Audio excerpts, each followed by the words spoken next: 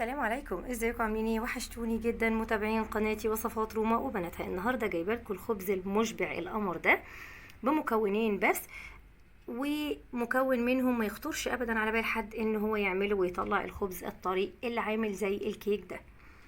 طبعا الوصفه مليانه الياف، فيتامينز عالي جدا، صحيه لمرضى السكر، لمقاومه الانسولين، لحساسيه الالبان، من غير دقيق، من غير دهون اطلاقا.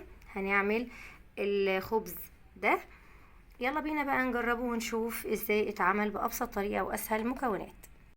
قبل ما ادخل في الفيديو كده قطعه منه، يعني هش قد ايه حلو جدا وهو سخن كده، ولسه لما يبرد بقى بالظبط كاننا بناكل كيك. يعني شايفين قد ايه تحفه، وقد ايه ان شاء الله باذن الله هيعجبكم.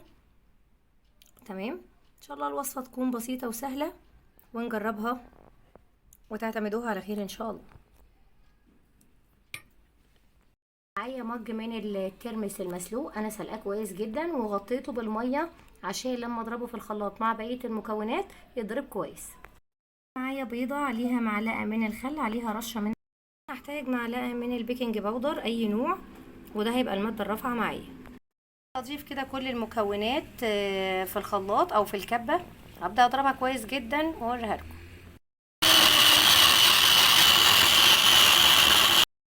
بيضرب كويس جدا وبياخد وقت في الضرب، على فكره نضربه كويس جدا هيبقى بالقوام ده، مش خفيف قوي ومش تقيل قوي.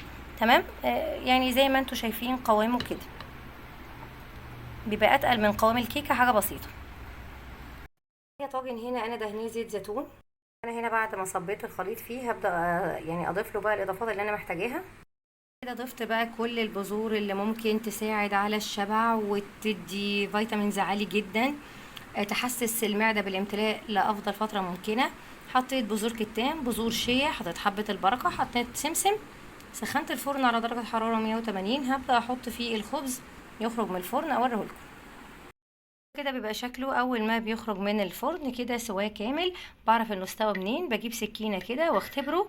ساعة ما تطلع نظيفة وما فيهاش عجين بالشكل ده، بيبقى كده الخبز معناه إن هو استوى. وصفة الفيديو سهلة وبسيطة، مفيش مكونات خالص، يعني مكونات بسيطة جدا.